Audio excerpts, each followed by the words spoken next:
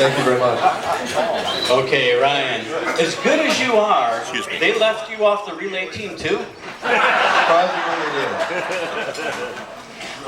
If there is a first family of throwing in America, it's your family. What has it meant to your family that you're bringing home the first Crouser gold?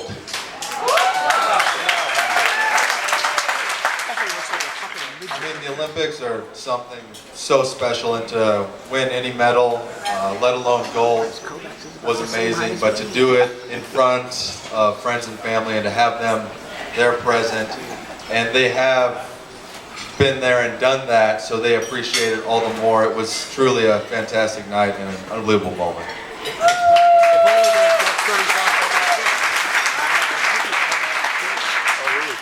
Now, our spies told us that some of your workouts leading up to the Olympics were really through the roof, and things were shaping up nicely. But one of the things behind your improvement, you explained in the press conference, was the change in your entire life burden. He finished his master's degree in finance in a year, I'm correct?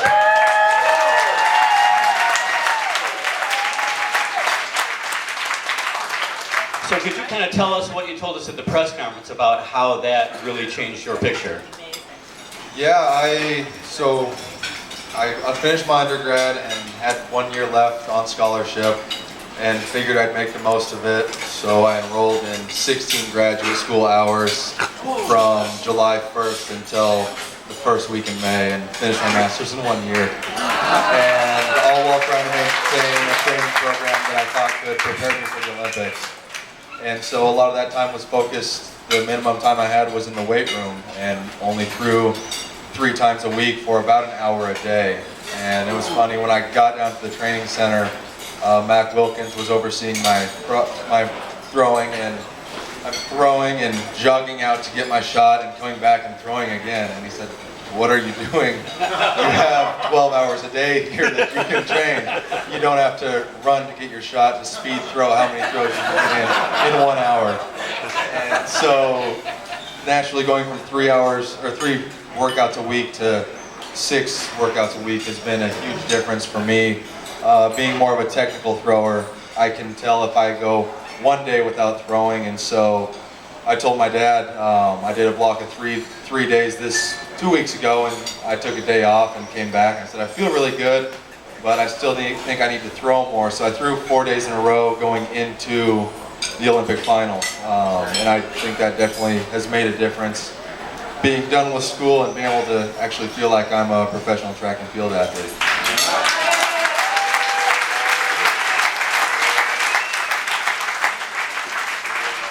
As a first-time Olympian, I can't imagine that you didn't deal with nerves out there, but you seemed cool as a cucumber. How was it for you? There was definitely some nerves, especially being here. I got here on the 3rd and did opening ceremonies and did the entire Olympic experience, and seeing everyone compete, feeling like, oh, I want to be out there with them, but trying to stay focused on training almost made it all the more. When I finally got out there, the nerves might have been a little bit evident on my first qualifying throw, trying to throw 20.65 and having it go over 21.50. That was a surprise to even me. But the nerves, for me, went in a good way. They can go good or bad, but I love big meets and I love getting out there and competing. So for me, the more nervous I am, the better.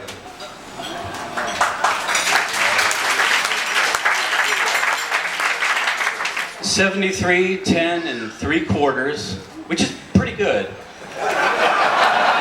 Thank you. Can you describe that throw in that moment to us? I mean, that throw was really just a culmination of thousands and thousands of throws and a lot of drills, and I owe a lot of it to Joe to put together a series like that. I mean, I got a nice throw early on, but to have 3 consecutive PRs in the same meet is unbelievable. And on all those 22-meter throws, I was just trying to be consistent and stay loose, and I knew I had to make the most of every single throw, because I knew on any given throw, Joe could throw 23 meters and break the world record. So he definitely kept me honest on throughout the entire competition. Okay, we've got time for a few questions. Does anyone have any? He's big, but he's not scary. Yes? Is your family here with you? Is his family here with him? They are in Rio, and I invited them to come to lunch, but they kind of took some time this morning to, after the whirlwind that we've been through, they went and did some sightseeing, and I think they're on their way here, but they were at the top of Sugarloaf this morning. Okay, anyone else? In the back. You believe your gold medal lies to your living training expenses. You mean the USA should subsidize their athletes? That to me, I couldn't quite hear that. Should USA subsidize their training efforts? Does he think the gold medal will help get the money to help provide the training for future preparation? Oh yeah, do you think that your gold medal, your success, will help generate the funding that will create future champions like yourself? And should they be subsidized? And should you be subsidized as opposed to relying on the finance degree or on, the meager wages of pro track? Well, that's a really complex question, and being really, major. yeah, first finance major.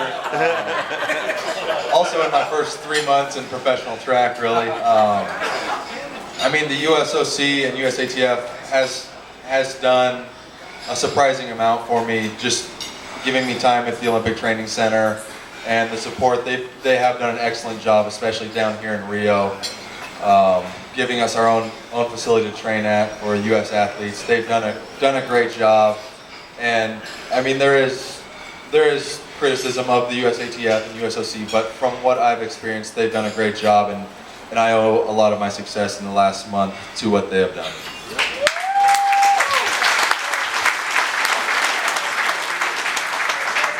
Okay, question here from Sig Lindstrom. Ryan, I don't think it's okay. I can betray a confidence.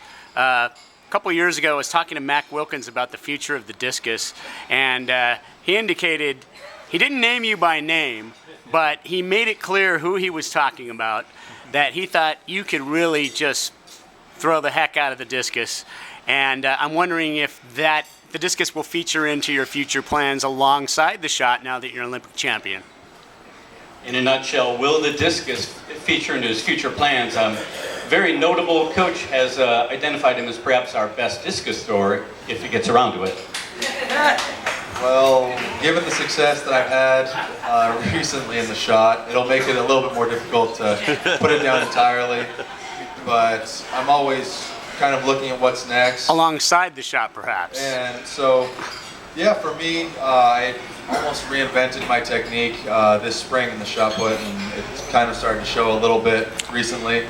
And so I'd like to give it a little more time to solidify that, but long term, I would definitely love to pick up the discus again. I think it's truly a beautiful event as well, and the history of the discus. It'd be great to see America be as competitive as they once were. Discus has been a little bit down internationally, and so if I could make the final in both of them or 2 medals, that'd be truly unbelievable.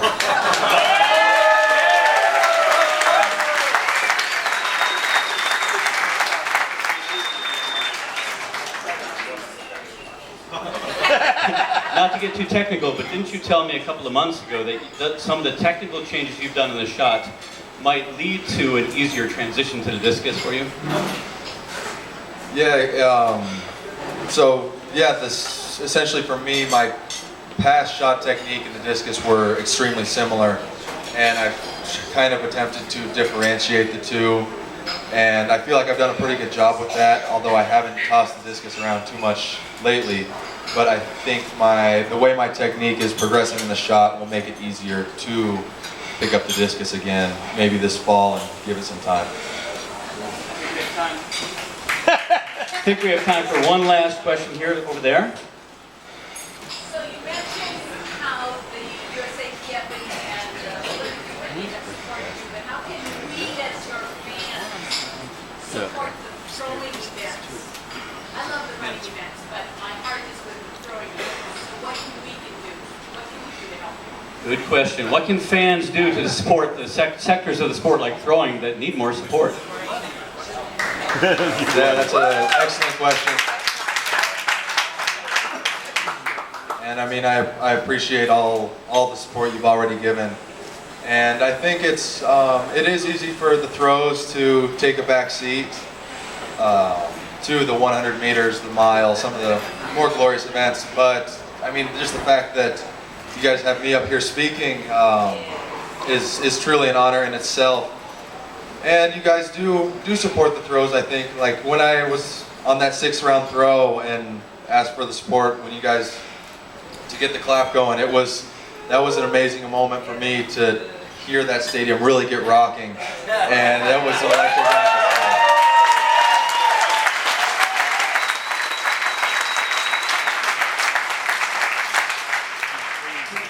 And like Joe said, I want to thank you for everything that y'all do.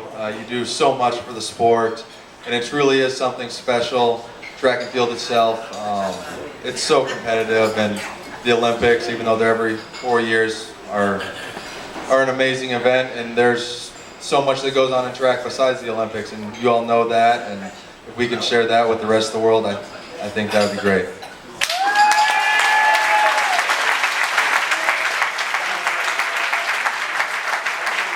Thank you very much, Ryan. We'll take that as a commitment that you'll speak at our banquets in 2017, 2019, and 2020.